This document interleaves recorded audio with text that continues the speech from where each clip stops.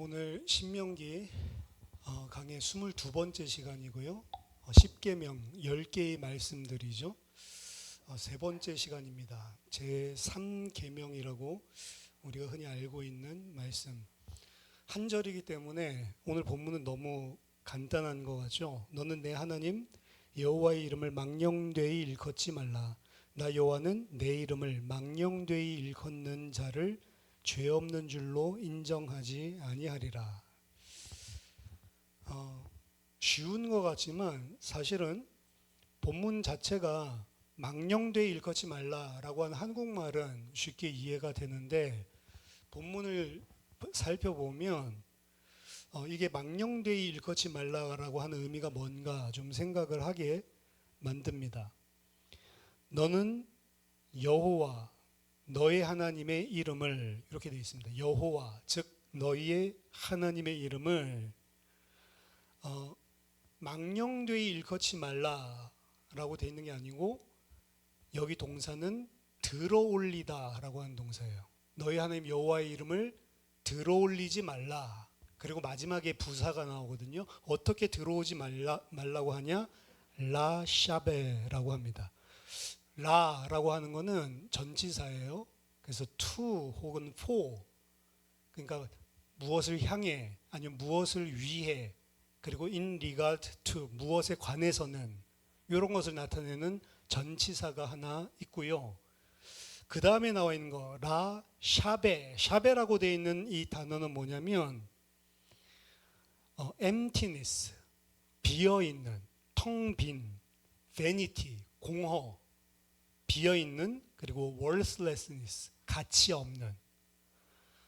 그럼 이게 무슨 의미냐? 너희 하나님 여호와의 이름을 라샤베 들어올리지 말라. 이 소리가 무슨 소리냐?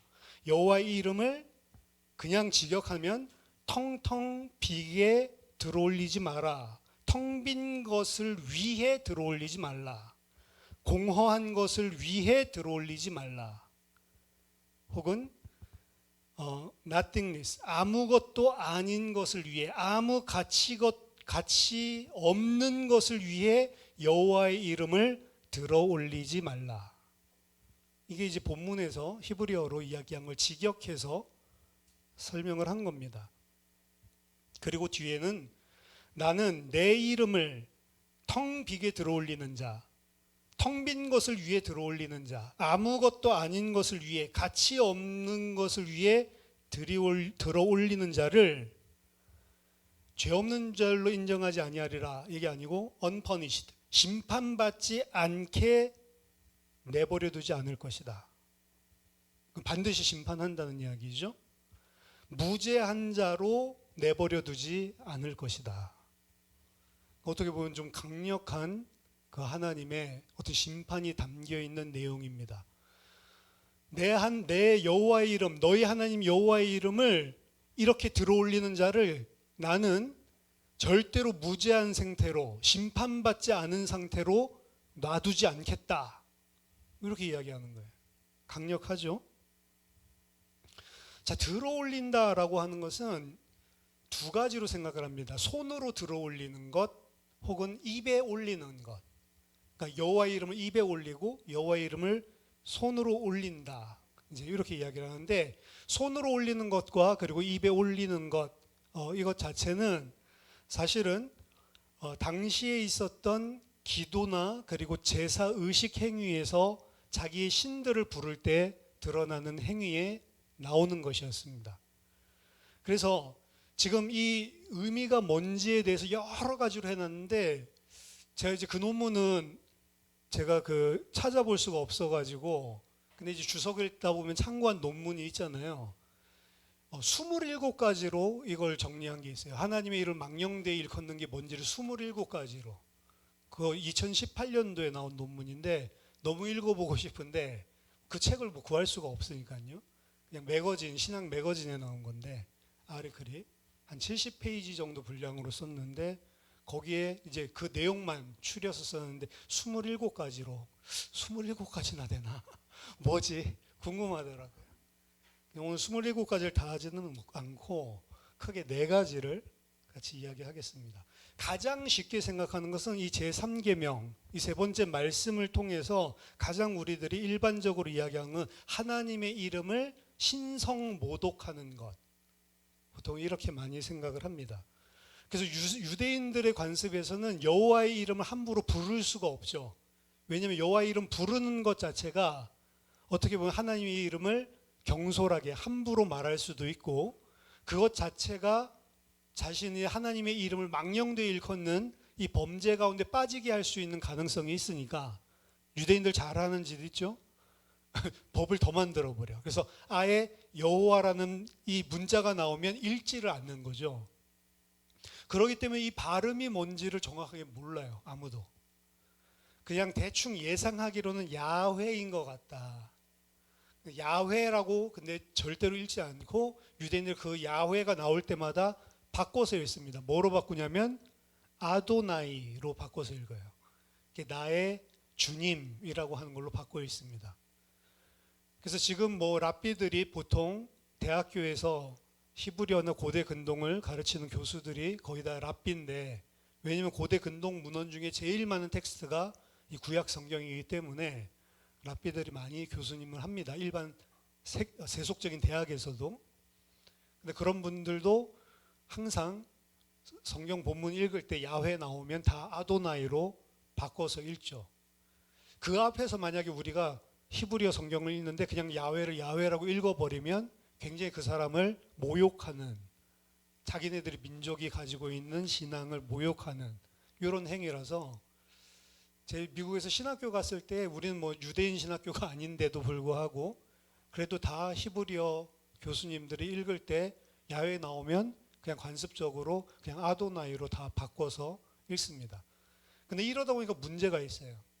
왜냐하면 성경에 보면 여호와 주여라고 하는 게 있죠. 아도나이는 나의 주님이라고 하는 표현인데 여호와 주님이라고 하는 표현이 나오면 아도나이, 아도나니 이렇게 두 번이 되잖아요.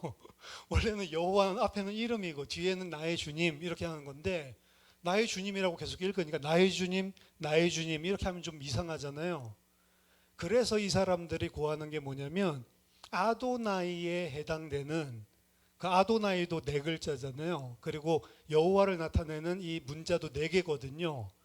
거기에 있는 모음을 이 여호와 아래다가 붙여서 써서 발음을 하는 거예요. 그게 여호와입니다. 여호와라고 하는 거는 원래 이름이 여호와라서 여호와가 아니고, 야훼를 함부로 부를 수 없으니까 아도나이의 모음을 떼가지고 붙여놓은 거대로 읽은 게 여호와 이렇게 되는 거예요. 그렇죠? 그래서 어떻게 보면 여호와의 증인이라고 이야기하지만 그 사람들은 성경에서 이야기하는 하나님의 이름의 증인이 아니고 사실 유대인식으로 변절시켜 놓은 이름의 증인이다. 이렇게 볼 수도 있는 거죠. 그래서 신성 사문자, 이 네 글자라고 했죠. 그래서 테트라그라마톤이라고 해서 신성 사문자, 이거는 함부로 입에 발음도 하지 않고, 그리고 이 성경을 필사하는 사람들이 아도나이 이 야훼라고 하는 신성 사문자가 나오면 나올 때마다 목욕하고 붓을 씻고 깨끗하게 하고 다시 합니다. 왜? 여호와의 이름을 망령되이 일컫지 않기 위해서. 그 여호와 얼마나 많이 나와. 할 때마다 목욕하고. 그래서 쿰란 동굴에 제가 가봤을 때 쿰란 동굴 이 필사하는 그 동굴 룸이 있는데 거기 옆에는 목욕탕이 같이 있어요. 그래서 항상 여호와 나오면 목욕하고 붓도 새 걸로 빨아가지고 써야 되는 거죠. 엄청나게 신성 모독하지 않기 위해서. 이러한 것도 이제 기독교 문화에도 남아있고요, 미국 문화에도 남아있습니다. 그래서 우리나라 사람들은 그냥 무슨 깜짝 놀란 일이 생겼을 때 오마이 갓 그냥 막 하잖아요. 근데 미국 사람들 오마이 갓 하는 거 어린아이들이 절대로 하지 못하게 합니다. 그게 욕이라고 생각을 해요. 나쁜 신성 모독하는 말. 그래서 아이들이 전부 다 바꿔서 오마이 갓 하는 애들 없습니다. 오마이 갓이 이렇게 식으로 다 그냥 끝에 단어만 살짝 바꿔가지고 막 이야기하는 거죠. 그 what the F 이것도 살짝 바꿔가지고 what the fudge 뭐 이런 식으로 바꿔가지고 하듯이. 그리고 막 그 영화 미국 드라마 같은 거 보면 막 지저스 막 이러잖아요. 이런 것들도 나쁜 욕으로 생각을 하는 거예요. 그래서 그런 것도 하지 못하게. 그러니까 이 어떻게 보면 이런 문화들이 있는데 저는 이런 생각을 해봤어요. 우리나라에서는 그냥 오마이갓 해도 뭐 그것 자체가 큰 무슨 신성 모독한다라고 생각을 안 하니까 장난으로도 그런 표현들을 기독교인들도 다 하는데 과연 그런 게 신성 모독인가?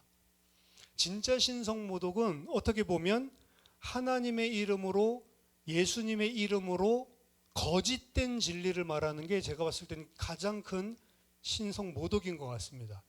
그리고 여호와 하나님을 거짓된 진리로 말한다는 것은 하나님을 예수님을 잘못된 자로 우리가 계속 입으로 말을 하는 거거든요.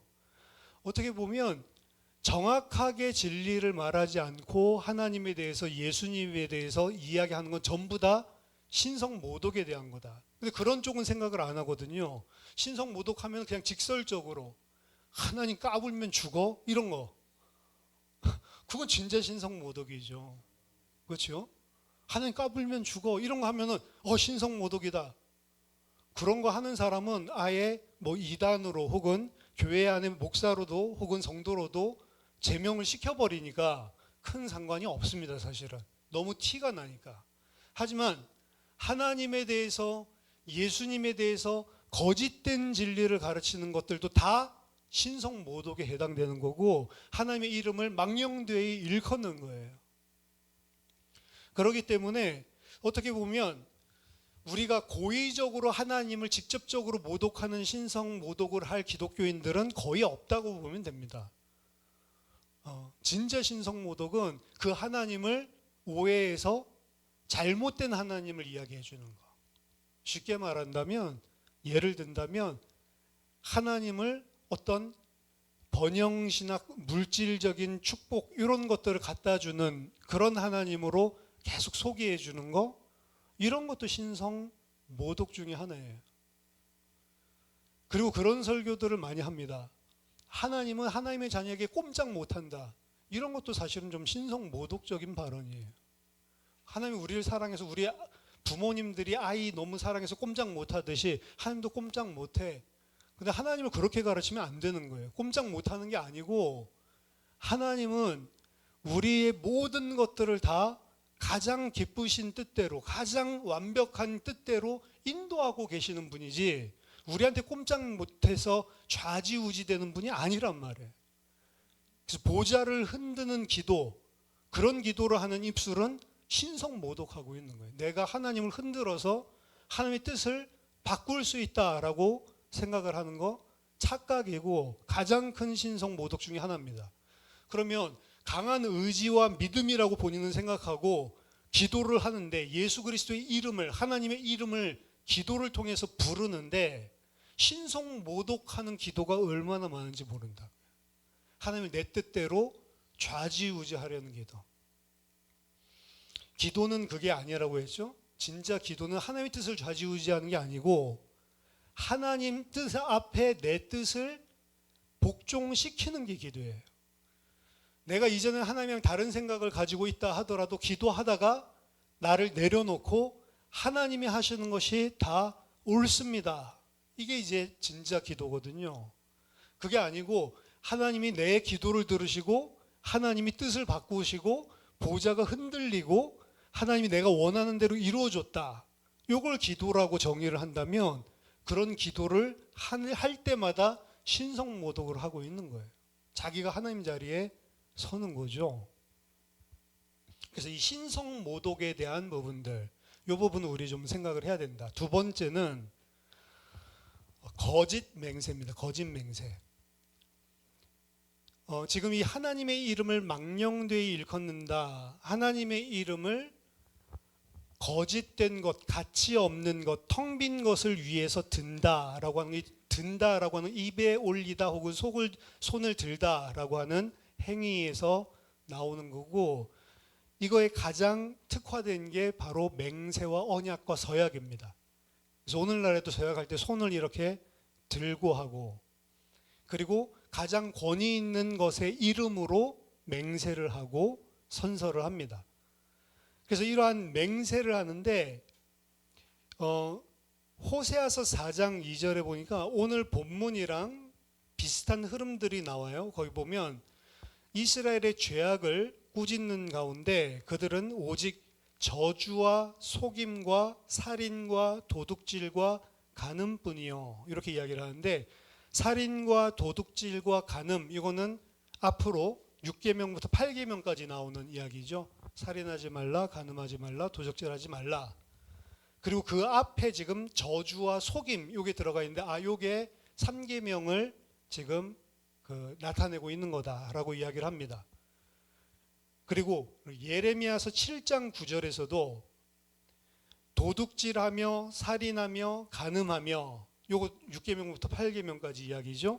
그리고 순서가 바뀌어서 앞에 거짓 맹세하며 라고 하는 게 나오거든요. 그 다음에 두 번째 명령에 해당하는 바알에게 분향하며 우상 숭배하는 것까지 나오는데, 여기 보면 거짓 맹세하며 요 부분이 요거 3계명을 지금 이야기를 하고 있는 거다.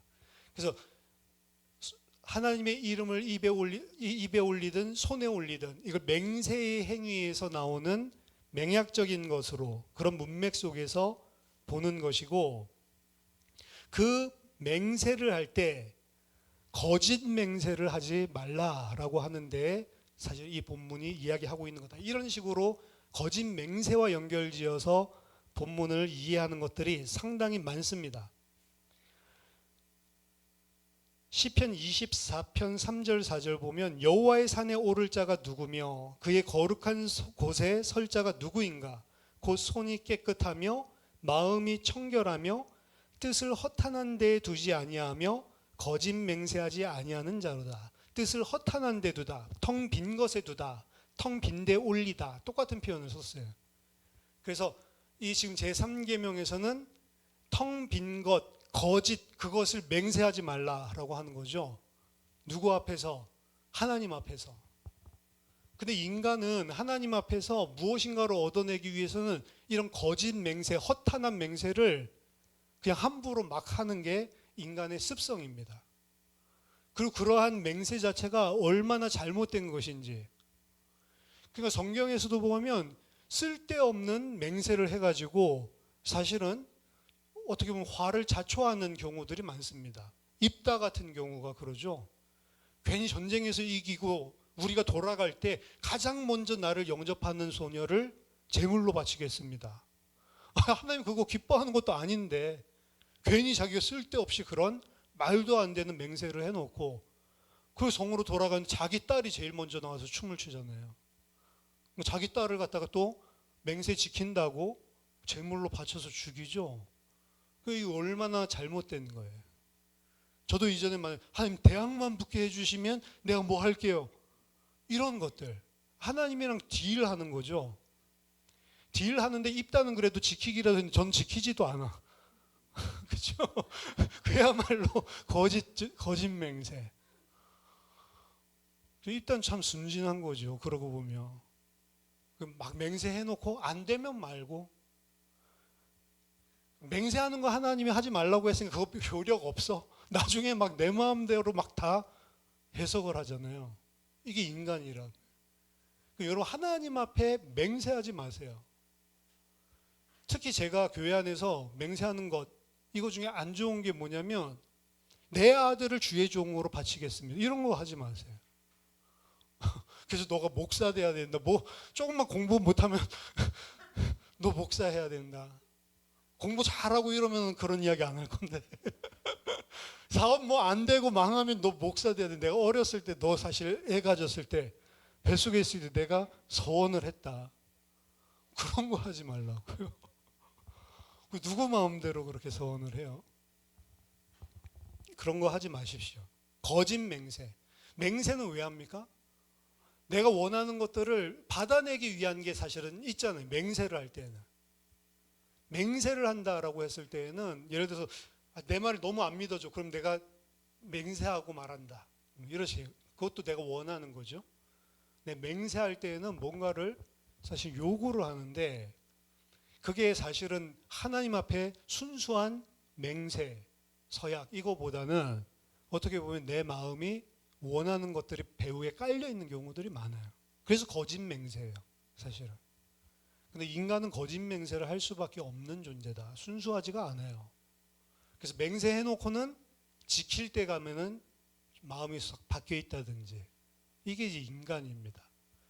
그래서 가장 좋은 것은 쓸데없는 맹세, 여기 가치 없는 맹세, 가치 없게 여호와의 이름을 그 입술에 올리지 마라, 그 손에 올리지 마라.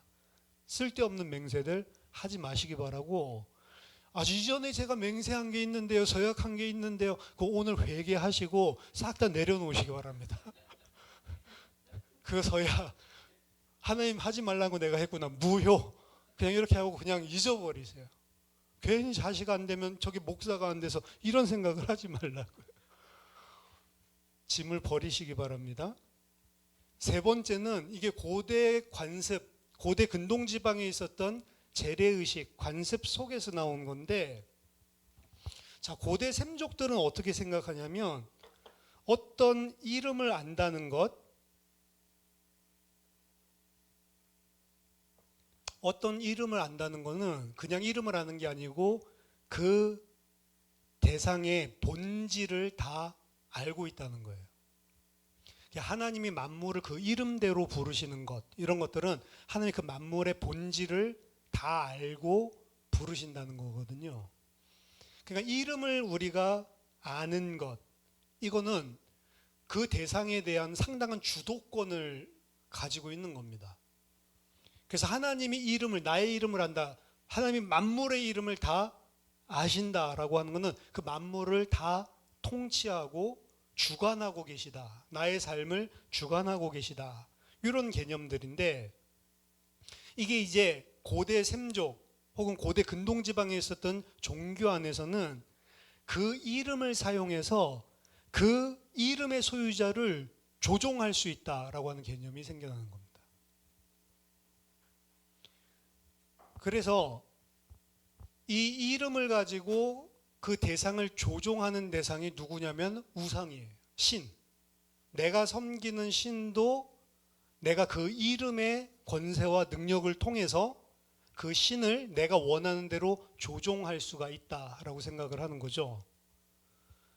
그래서 우리 성경에서 민수기에서 살펴봤지만 발람 불러가지고 저주를, 여호와의 이름으로 저주하게끔 만들잖아요. 이런 것들도 다 이제 이런 사상들입니다.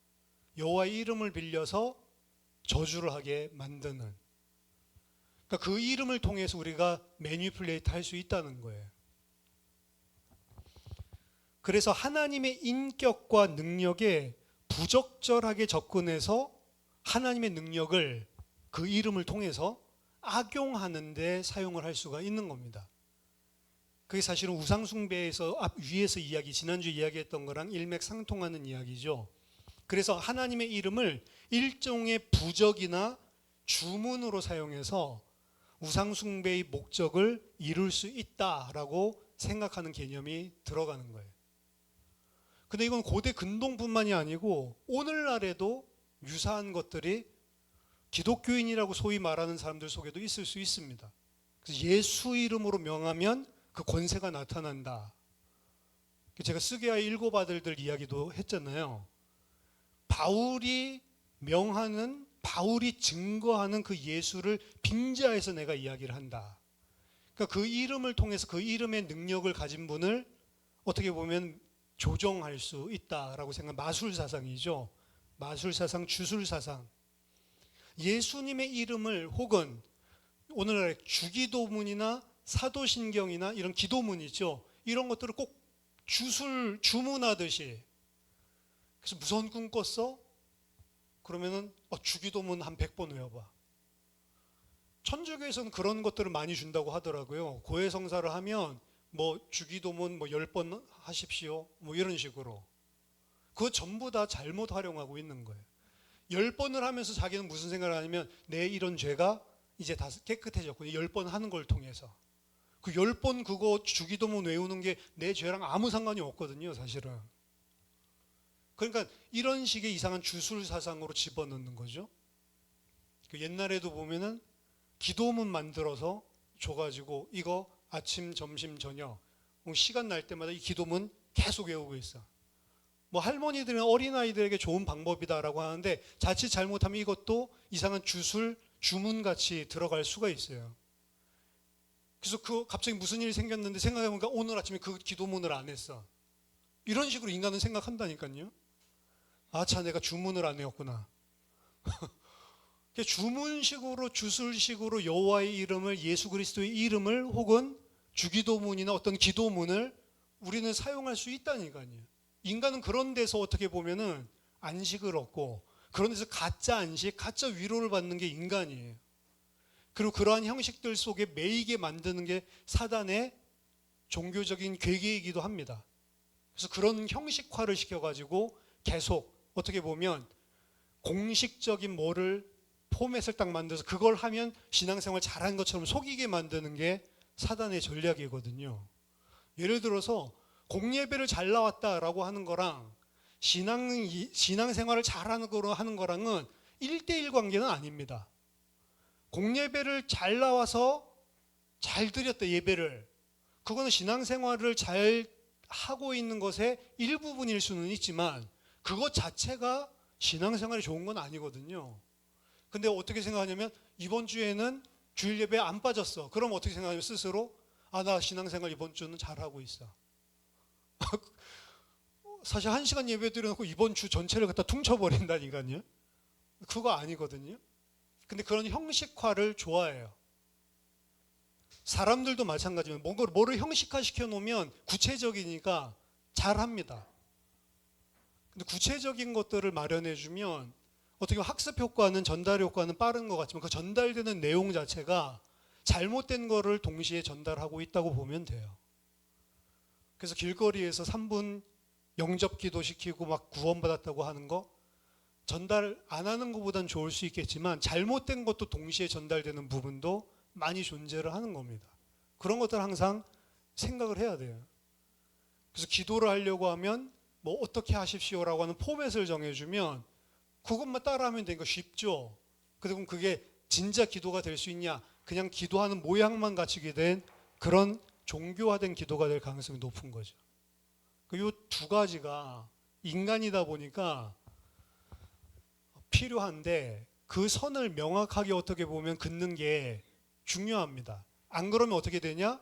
지금 여기에서 이야기하는 것처럼 기도하는 것이 주문 외우는 거나 마술하는 거랑 비슷한 개념으로 기도를 할 수 있다는 거죠.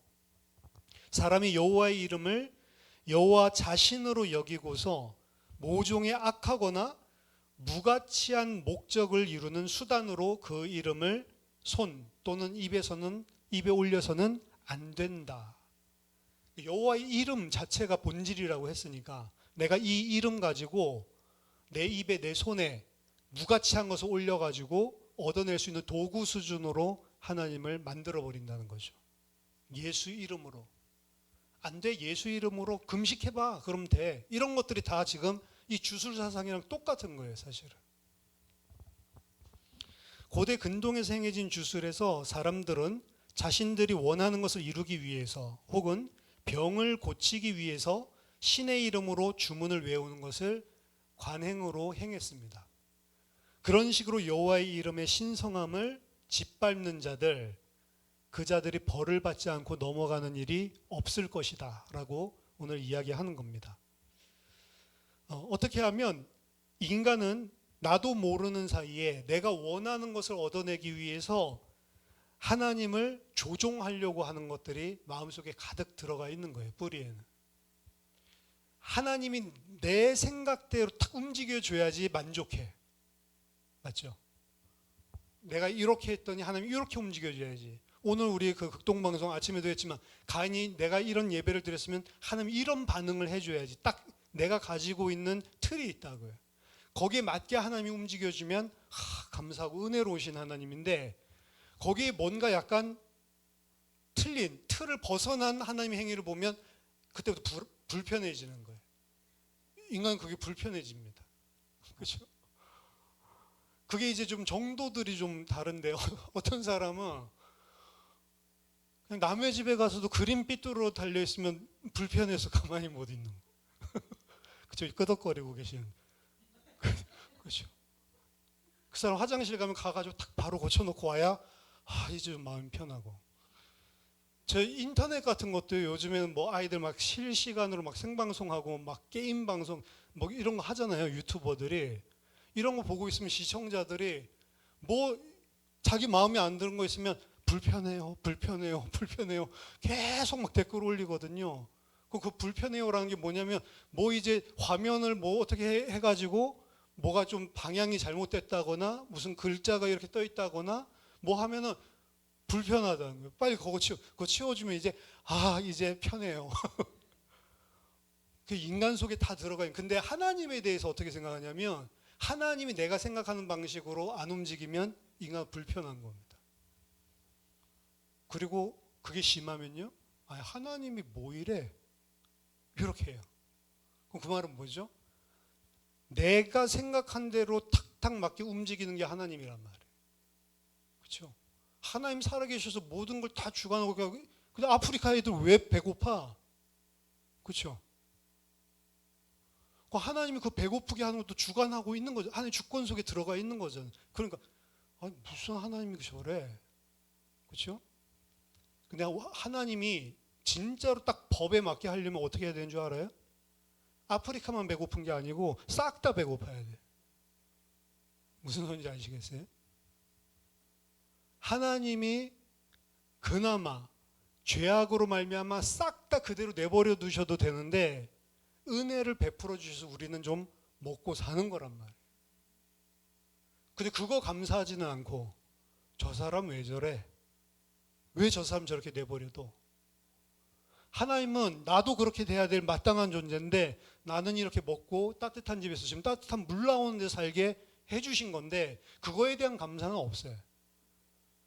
하나님한테 저 사람은 왜 안 그렇게 해줘요? 이것 때문에 불만, 그런 하나님이라면 나는 믿지 않겠다. 이게 인간이에요. 근데 나중에 우리가 새하늘과 새 땅에 가서 하나님을 알게 됐을 때 모든 지식이 지혜가 온전해졌을 때 그때 우리는 어떻게 되냐면 심지어는 그 하나님 앞에서는 하나님을 대적하던 악인들까지도 무릎 꿇고 당신이 만유의 주요 당신만이 하나님입니다 라는 사실을 인정할 수밖에 없게 만들어 버린단 말이에요. 우리가 진짜로 하나님을 알게 됐을 때에는 우리가 지금 이런 생각 가지고 있었던 것들 그것들이 다 엉뚱한 생각이었구나 알게 돼서 스스로 마음속으로부터 하나님은 진짜로 공의롭고 은혜로우시고 진짜 하나님이 하나님이십니다라고 하는 고백을 다 받아낸다고요. 하나님이. 근데 이 땅 살아갈 동안에 하나님의 백성들은 사실 어떤 영역으로 점점 옮겨져 가는 거냐면 내가 생각했던 하나님의 왁구를 다 프레임을 다 내려놓고 하나님을 전적으로 신뢰하는 자로 사실은 계속 우리를 만들어가고 가는 과정이에요. 근데 그게 인간에게 뭐라고요? 불편해요. 그래도 그렇지. 아무리 그래도 그렇지. 하나님이 이렇게 하면 되나? 그러면 우리는 마술이나 마법을 부리지는 않지만 예수의 이름으로 어떻게 보면 마술, 마법을 부리는 행위도 할 수 있고 그리고 하나님을 내 마음대로 프레임 안에 가두고 하나님을 조종하려고 하는 그것 자체가 지난 두 번째 말씀에서 우상 숭배도 마찬가지였잖아요. 하나님을 우상 가운데 가둬놓고 내가 집에다가 딱 갖다 놓고 내가 편리한 대로 유용하는 거죠. 자기가 섬기는 신을. 그것과 마찬가지. 그래서 이 두 번째 명령과 이 세 번째 명령은 어떻게 보면 많은 부분들이 사실은 교통하고 있는 통하는 내용들이 많은 것 같습니다.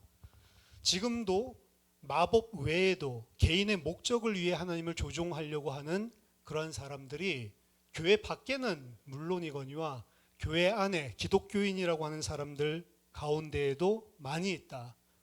특히 기도를 통해서.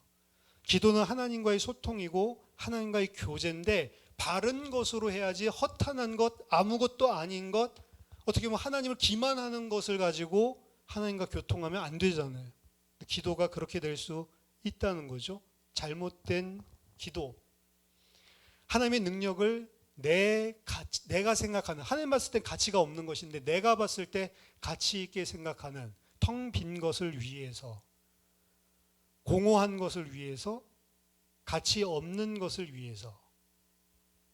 전쟁 중에도 막 기도하잖아요. 그렇죠?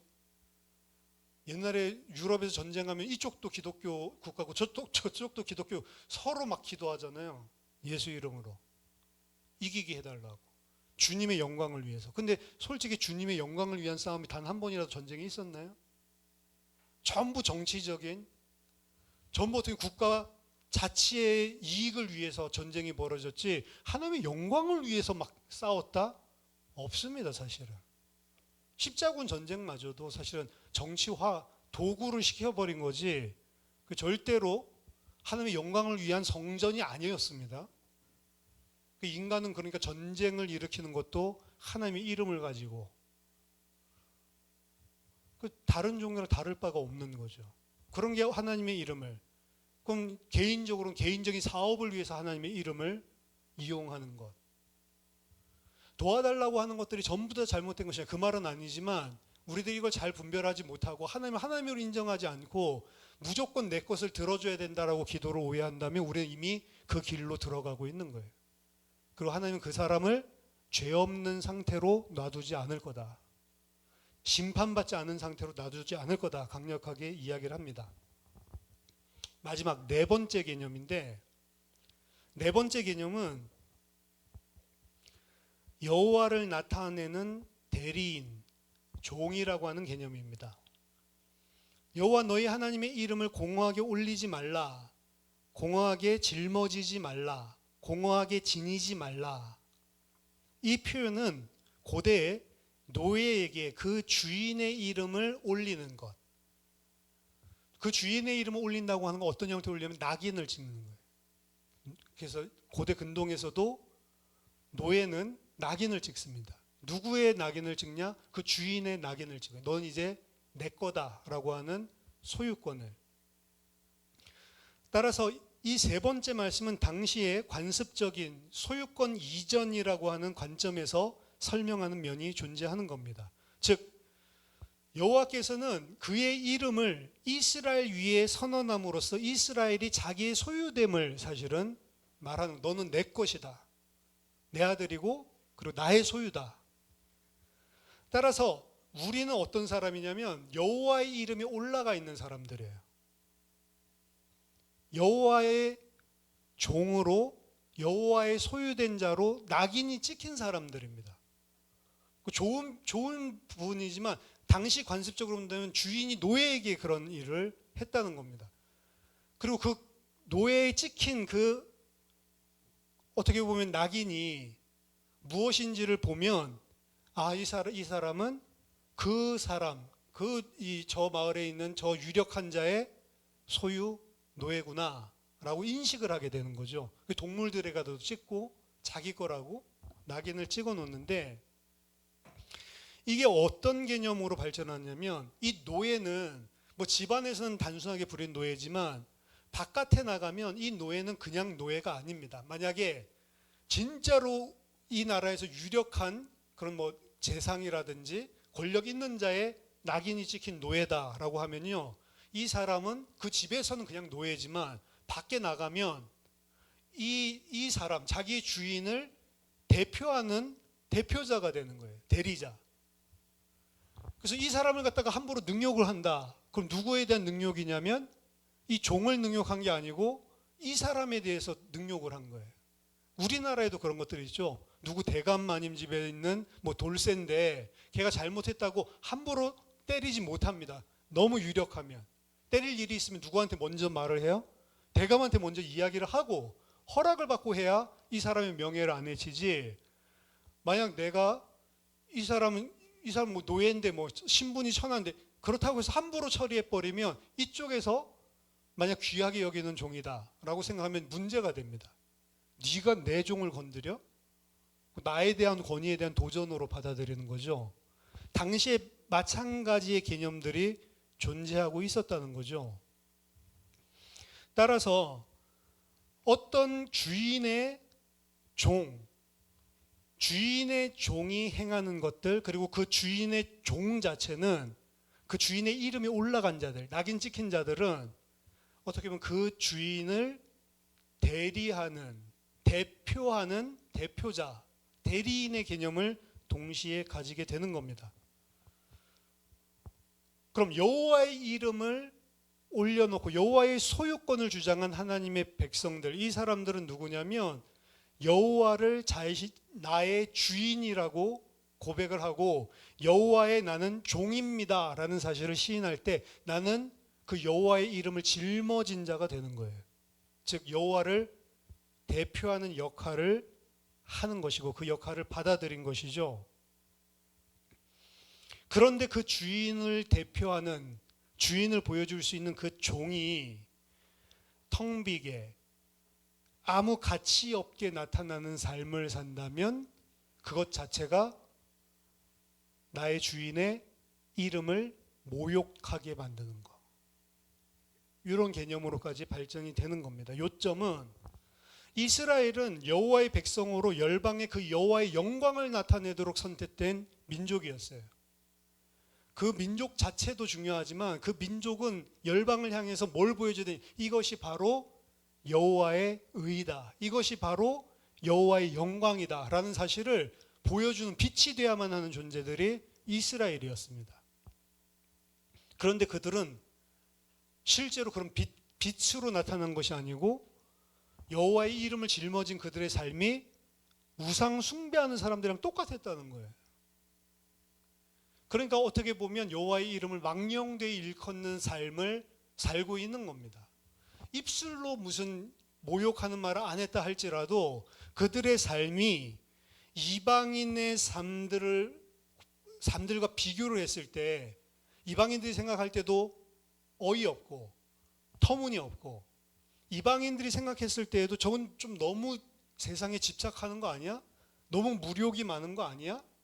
세상 사람들보다도 더 못하게 하거나 혹은 세상 사람들이랑 똑같은 삶을 살고 있거나, 바알에게 우상 숭배하니까 나도 옆에서 똑같이 바알에게 우상 숭배하고 있고 똑같이 하고 있거나 혹은 더 망가져 있거나, 이렇다면 그들의 삶 자체가 바로 여호와의 이름을 망령되이 일컫는 것이고 신성모독하는 것이라는 거죠. 여호와는 나의 언약의 주인이고 나는 그 언약의 백성이다 라고 말하면서 동시에 바알에게 절할 수는 없는 겁니다. 그렇죠? 만약에 그렇게 한다면 그 사람은 여호와의 이름을 망령되게 일컫는 거예요. 기독교인들에게 적용을 시켜보면 이 네 번째 포인트가 가장 중요한 건지도 모릅니다. 입술로 내가 여호와를 하나님 까불면 죽어 이 말을 하는 사람들은 그 이상한 사이코 빼고 없다니까요. 그런 사람, 기독교인들, 자기가 기독교인이라고 주장하는 사람 중에, 자기 하나님 믿고 예수 믿는다고 주장하는 사람 중에 하나님 까불면 죽어 이 말을 하는 사람 한 사람밖에 없을 겁니다, 대한민국 안에. 그렇죠? 그런 말을 안 해요, 보통. 내가 믿는데 하나님을, 예수님을 어떻게 그런 말을 해요? 근데 그것만 신성모독이 아니라고요. 그렇죠? 그것만이 아니고 불신자들이 봤을 때 예수 믿는다는 사람들이 왜 저래? 이렇게 사는 것 자체가 하나님 나 까불면 죽어랑 똑같은 거라고요. 똑같이 망령되이 일컫는 삶을 사는 거라고요.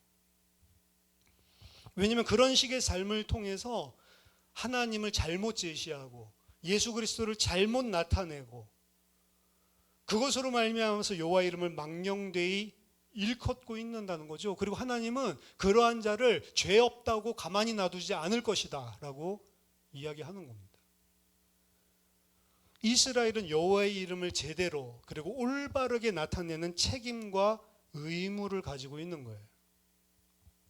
그래서 사실은 선민사상이라고 하는 거 유대인들이 가지고 있잖아요. 우리는 선택된 민족이다. 선민사상, 나쁜 걸로 이야기를 하지만 원래 선민사상의 진짜 의미는 우리 이런 특권을 받은 존재야, 이게 아니고 선민은 우리는 세상을 향해 이런 의무와 책임을 가진 자들이야. 이게 선민사상의 사실은 본질입니다.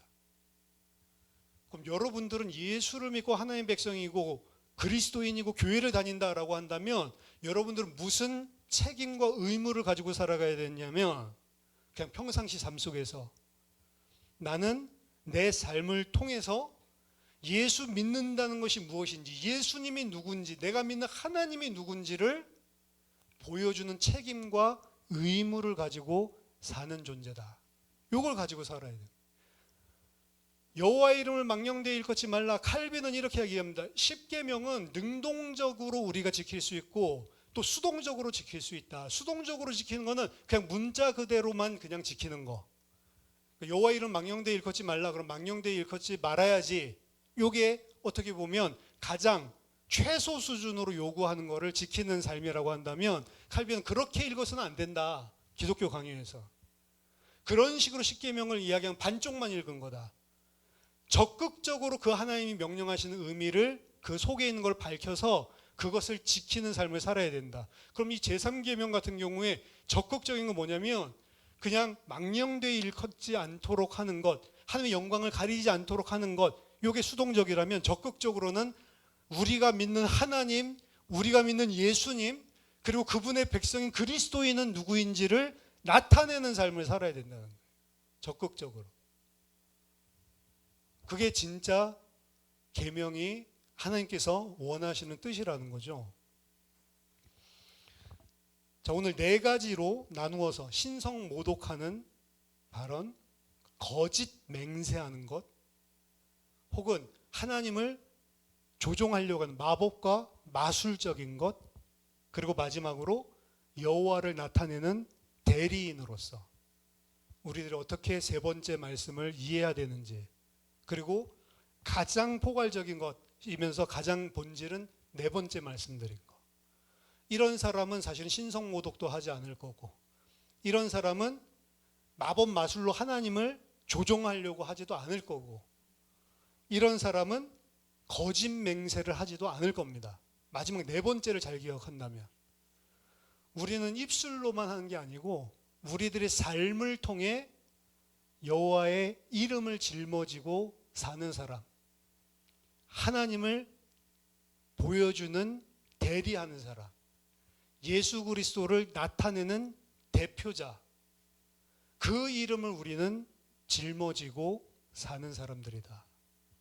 그래서 우리가 어떻게 세상에 나타내야 되냐, 책임과 의무를 가진 자들이다. 여러분들 그 생각을 항상 가지고 있다면 아마 손가락질 당하는 그런 기독교인의 삶을 살지 않을 겁니다. 아마 대한민국에 있는 모든 기독교인들이 그 생각을 가지고 살아간다면 지금처럼 손가락질하는 그런 일들이 없어질 것 같아요. 근데 그렇지 못하게 사는 사람들, 잘 되는 것 같지만요, 하나님 분명히 말씀하셨습니다. 그 사람들을 심판받지 않은 상태로 나는 두지 않을 것이다. 반드시 거기에는 심판이 따른다는 거죠. 이번 한 주간도 말씀 기억하시면서 여호와의 이름을 경외하는 자로 하나님의 영광을, 영광스러운 그 이름을 세상에 온전히 나타낼 수 있는 빛의 사람으로 승리하게 되기를 예수 그리스도 이름으로 축원합니다. 기도하겠습니다. 살아계신 하나님 아버지, 은혜를 감사드립니다. 우리들이 실제 삶을 통하여서 여호와의 이름을 망령되이 일컫는 것이 무엇인지를 말씀을 통해 깊이 깨닫게 하시고, 하나님 이 세상 살면서 그 이름의 영광을 나타내는 하나님의 대표자로 그 책임과 의무를 다하는 온전한 하나님의 백성으로 살 수 있도록 은혜를 베풀어 주시옵소서. 예수 그리스도 이름으로 기도하옵나이다. 아멘.